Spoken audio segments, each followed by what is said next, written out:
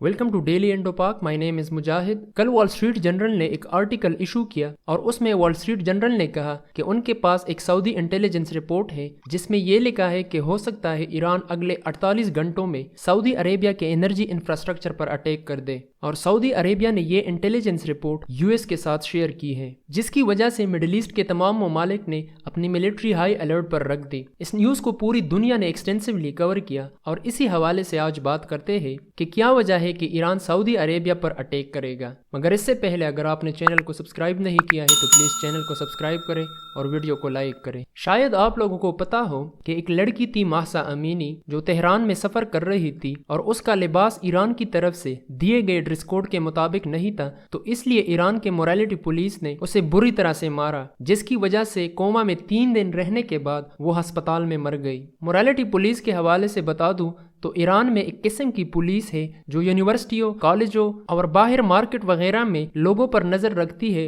और ये इंश्योर करती है कि तमाम लोगों का लिबास ईरानी गवर्नमेंट की तरफ से दिए गए ड्रेस कोड के मुताबिक हो, और अगर कोई इस ड्रेस कोड को फॉलो करने से मना करता है या करती है तो उसे लॉ के मुताबिक सजा दी जाती है। तो इसी हवाले से मोरालिटी पुलिस ने महसा अमीनी को मारा, जिसकी वजह से उसकी मौत हुई। हालांकि बाद में मोरालिटी पुलिस ने उससे इनकार कर दिया और कहा कि महसा अमीनी की मौत वो हार्ट अटैक से हुई है। महसा अमीनी की कत्ल की वजह से पूरे ईरान में एहतजाज शुरू हो गए और ये एहतजाज आहिस्ता आहिस्ता से जोर पकड़ते गए और ख़त्म होने का नाम नहीं ले रहे थे। ईरान के ह्यूमन राइट्स एक्टिविस्ट के मुताबिक अब तक तकरीबन 288 लोग मर गए हैं और तकरीबन 14,000 लोगों को गिरफ्तार कर लिया गया है। तो इसलिए ईरान ने अमेरिका, इजराइल और सऊदी अरेबिया पर इल्ज़ाम लगाया कि आप लोग इन तमाम एहतजाजों को फंड कर रहे हैं और इसे हवा देने की कोशिश कर रहे हैं। यूएस की हिस्ट्री है कि वो अपने एडवर्सरीज के खिलाफ इस किस्म के अनासर को सपोर्ट करता है, मगर सऊदी अरेबिया पर इल्ज़ाम इसलिए लगा क्योंकि सऊदी अरेबिया का एक फारसी चैनल है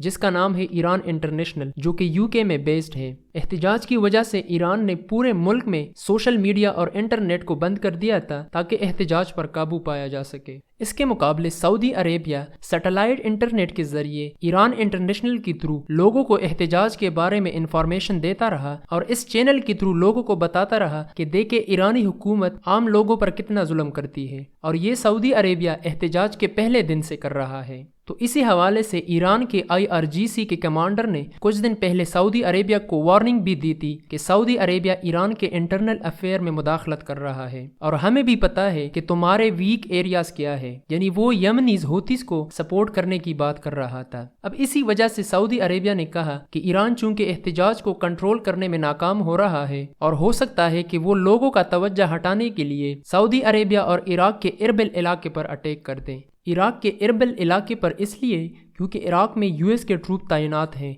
और ये करने में ईरान पूरी दुनिया की तवज्जो अपनी तरफ कर सकता है, जिसकी वजह से हो सकता है कि एहतजाज कम या ख़त्म हो जाए। और साथ में ये भी कहा कि ईरान ने 2019 में भी हूती बागियों के जरिए सऊदी अरेबिया के ईस्टर्न पार्ट पर हमला किया था, जिसकी वजह से पूरी दुनिया में तेल की प्राइसेस बढ़ गई थी। और ये करने के लिए ईरान वही ड्रोन्स का इस्तेमाल करता है जो ईरान ने रशिया को यूक्रेन के खिलाफ इस्तेमाल करने के लिए दिए हैं। इसके अलावा अगर देखा जाए तो फिलहाल यूएस और सऊदी अरेबिया के रिलेशंस बहुत ख़राब हो चुके हैं, क्योंकि 1 महीना पहले ओपेक ने अनाउंस किया कि वो ऑयल की production 2 million barrel per day से कम करेंगे, जिसकी वजह से बाइडन सऊदी अरेबिया से बहुत नाराज हो चुका था, क्योंकि यूएस में मिड टर्म इलेक्शन होने वाले हैं और पहले से बाइडन की अप्रूवल रेटिंग बहुत गिर चुकी है। मगर फिर भी white house national security council ने कहा कि हम पूरी तरह से तैयार हैं और सऊदी अरेबिया के साथ मिलिट्री और इंटेलिजेंस के थ्रू इंफॉर्मेशन शेयर कर रहे हैं। और इसके साथ उन्होंने कहा कि अगर ईरान कोई भी हमला कर देता है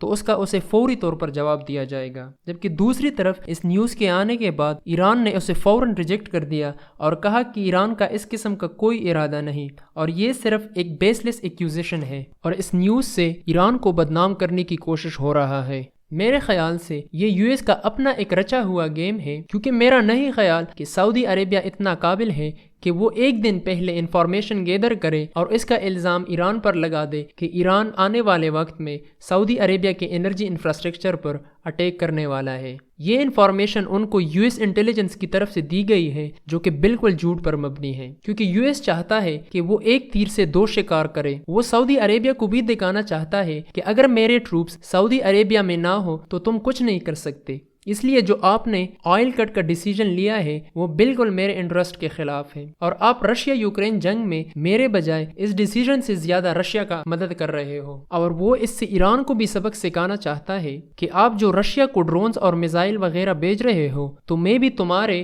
اور سعودی عربیہ کے درمیان اپنے پراکسیز کے ذریعے کچھ بھی کروا سکتا ہوں۔ اس کے ساتھ ساتھ یو ایس نے اس سے پہلے بھی سعودی عربیہ کو کافی بار دھمکیاں دی ہیں کہ ہو سکتا ہے کہ یو ایس سعودی عربیہ سے اپنے ٹروپس نکال دے، مگر وہ ایسا کر نہیں سکتا کیونکہ یو ایس کے اس ریجن میں بہت بڑے انٹرسٹ ہیں۔ وہ سعودی عربیہ اور عراق کے تھرو ایران کو کنٹرول کرنا چاہتے ہیں، اور اس کے ساتھ ساتھ وہ مڈل ایسٹ میں اسرائیل کو اور مضبوط بنانا چاہتا ہے۔ خیر، یہ تھی میری انالیسس۔ اس بارے میں آپ لوگوں کا کیا کہنا ہے؟ کیا ایران سچ میں سعودی عربیہ پر اٹیک کرے گا یا یہ صرف ایک جھوٹ ہے؟ نیچے دیے گئے کمنٹ میں اپنی رائے کا اظہار کریں۔ اب تک کے لیے اتنا، خدا حافظ۔